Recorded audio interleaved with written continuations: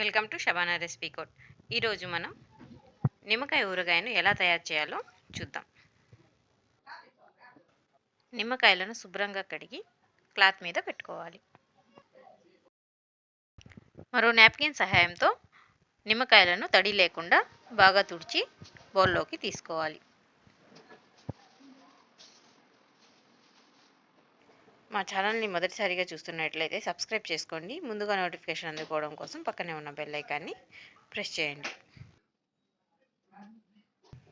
నిమ్మకాయలు తడి ఆరిన తర్వాత వీడియోలో చూపిన విధంగా నిమ్మకాయలను 4 బద్దలుగా కానీ పెద్ద నిమ్మకాయలు అయితే 8 బద్దలుగా కట్ చేసుకొని పెట్టుకోవాలి.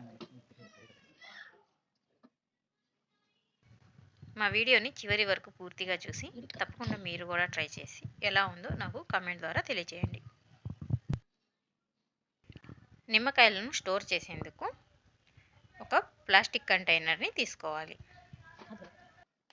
కొలత కోసం ఒక బౌల్ని తీసుకొని ఆ బౌల్తో 3 కప్పుల వరకు నిమ్మకాయలను మనం తీసుకున్న కంటైనర్లోకి యాడ్ చేసుకోవాలి.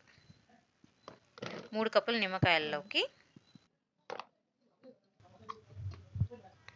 అరకప్పు ఉప్పును యాడ్ చేసుకోవాలి. 1.5 స్పూన్ వరకు పసుపును కూడా యాడ్ చేసుకొని తడి లేని స్పూన్తో బాగా కలుపుకోవాలి.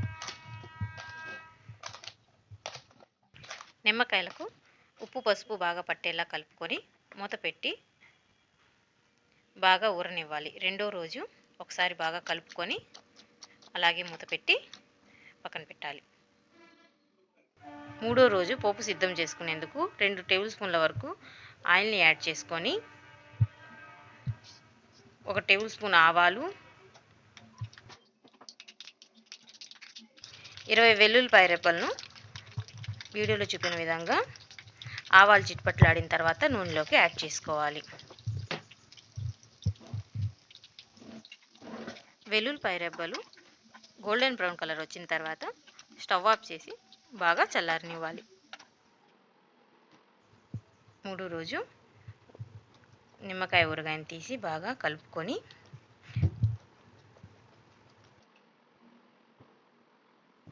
ఇప్పుడు అందులోకి 3 టేబుల్ స్పూన్ల వరకు కారాన్ని యాడ్ చేసుకొని ముందుగా తయారు చేసుకున్న పోపును కూడా యాడ్ చేసుకోవాలి.